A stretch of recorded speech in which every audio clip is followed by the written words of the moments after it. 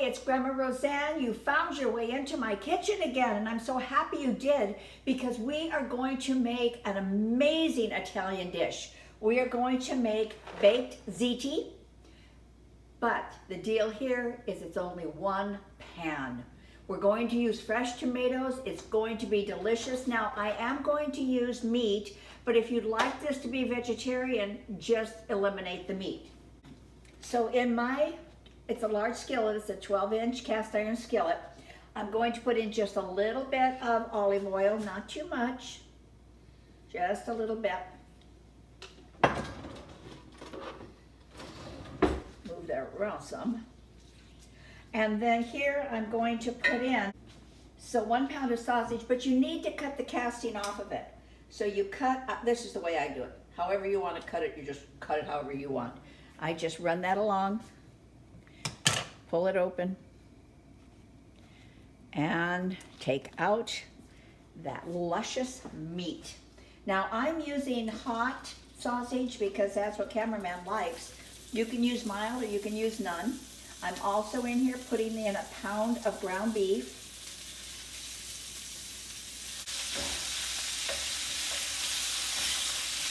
And I'm just gonna mash these up because we don't want big pieces in here, you guys. We just want little chunks. Now to the meat, I'm going to add a half a teaspoon of salt. I'm sorry, that's 1 teaspoon of salt. A half a teaspoon of oregano or Italian season, whichever one you have. I'm using Italian here. And then a half a teaspoon of pepper. We want all of those flavors to start working in here with our meat. I'm also going to add a half a cup of onion.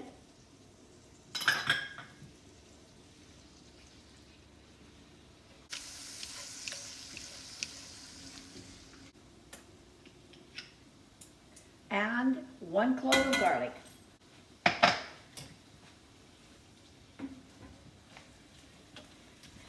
Can't you already appreciate the flavors that are forming in this pan? Oh my goodness, you guys. It doesn't take very much to really make some interesting dishes in your kitchen. It really doesn't. I think it's just kind of perusing around and finding people like me that really enjoy the entire process of cooking. And then just try new stuff. Now I do want the meat to cook all the way through because it's not going to have an opportunity to cook at any other time. So, well, it'll have a little opportunity, but not too much, like maybe 15 minutes. So I'm going to have the meat almost completely cooked through. All right, so what I did is I drained the grease off of here. And I'm just going to reserve this. I'm going to set it off to the side. I just didn't want all that extra fat in the dish. So we'll come back to this in a couple of minutes. Now I wiped out my pan. I'm going to spray just a little bit of olive oil in there, not too much, just a couple of sprays. And now we're going to blister the tomatoes. I have got 1 pound of tomatoes here. You can use these, you can use Roma, you can use the little cherry tomatoes, whatever you want. I would really recommend that you do it with fresh tomatoes. Now, if you don't have any fresh tomatoes, can you use a pound of canned tomatoes? Sure you can. But you're not going to have that blackened taste that you're going to get from these once we have processed them. Getting about to where we need to be.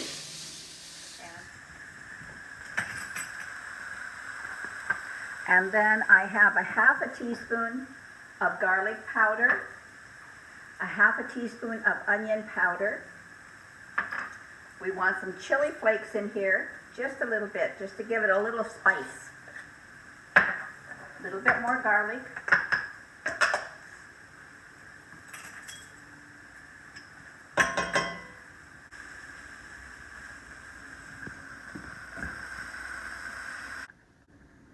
Guys, this is looking good. I mean, really good. We have 1 pound of ziti, 3 cups of water,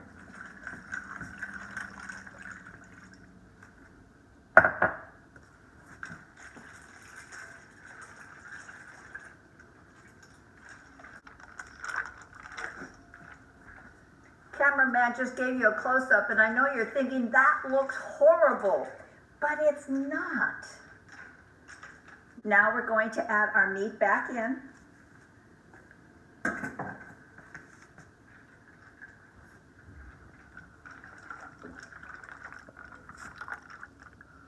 As this is cooking down, I added 26 ounces more of the chopped tomatoes. And it's just going to enhance the flavor. And you've got your tomatoes that you have blistered, gives it one depth of flavor. That little bit of tomato paste gives it another depth of flavor. And then your chopped whole tomatoes are going to give it the last blast of flavor. So let's just finish cooking this off.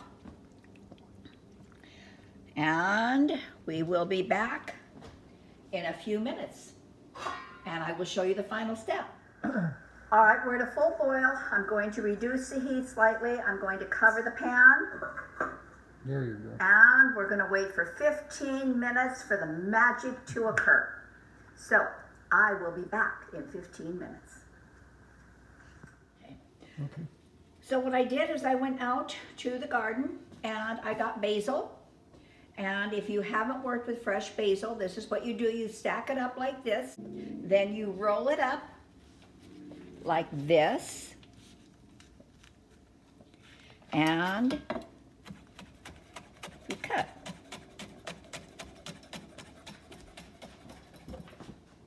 If I'm not mistaken, that's called chiffonade. But I could be really wrong. So don't say that to anybody who knows really a lot of cooking. I think it is what it is though.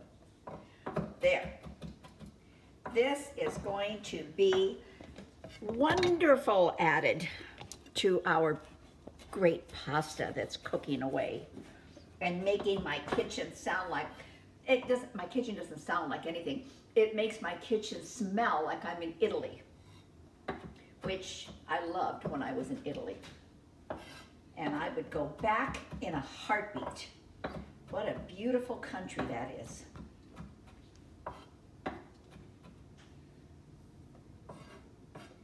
All right. Should we take a gander and take a look? See how it's coming along? It's looking pretty good. Those noodles are cooking very nicely. Cameraman was worried because it was all water, and I said, no, the starch is going to thicken this up, and it has quite beautifully.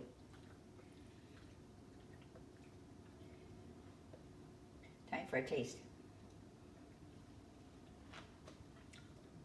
A couple more minutes. Okay, it's been about 15, maybe 20 minutes.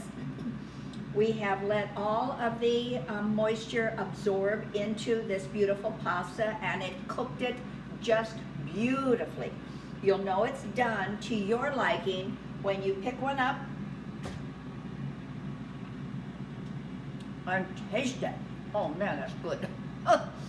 So if you like it al dente, or if you like it a little bit more cooked through, it's entirely up to you. But for cameraman and I, this is perfect.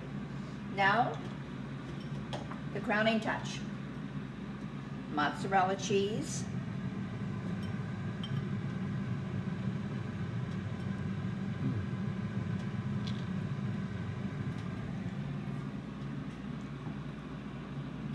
Put as much or as little as you want. I like to see that almost all of the noodles are covered. And then some Parmesan on top of that. I don't know how much mozzarella or Parmesan cheese I put in there. I just kind of did this. So I guess the right amount is the amount that you want. That would be the perfect amount. I think this is the beautiful amount for us. So now the final step. I have my broiler on high. And we're gonna pop this in and just melt. Oh God, that's heavy. And just melt all that beautiful cheese. Popped it into the broiler. It's going to be there just a few minutes because all we're doing is just melting the cheese down. That's all we're doing. And then we are going to be able to sample it, which is always the most fun. okay? Don't walk away from this at this time. I really want you to stay pretty close to your broiler. That can get pretty darn hot pretty fast and you can burn that cheese. So just stay kind of close. Okay, it's been a few minutes, so I think we might be ready. And I have checked it like 2 or 3 times. All right, let's take a look. Oh, that looks good. That looks really good.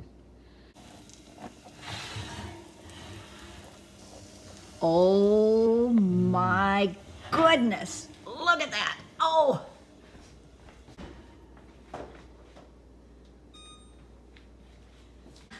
I don't know about you guys, but cameraman is over there giving it all kinds of accolades. Unbelievable, looks great. And the smell, oh my word. So now we take our bit of basil, sprinkle it on the top. What is not to love about this dish? Wow, we did good. We did good. Well, now for a sample of our pasta masterpiece. You ready? I'm ready.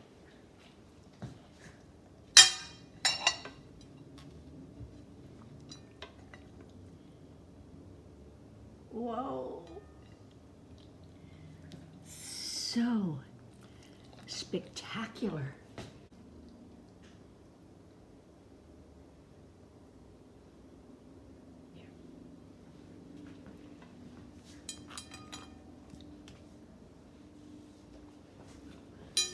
Now, I said I was doing it for cameraman, and I am, but you know what? I have to taste it first and make sure it's good enough for him. So, here goes.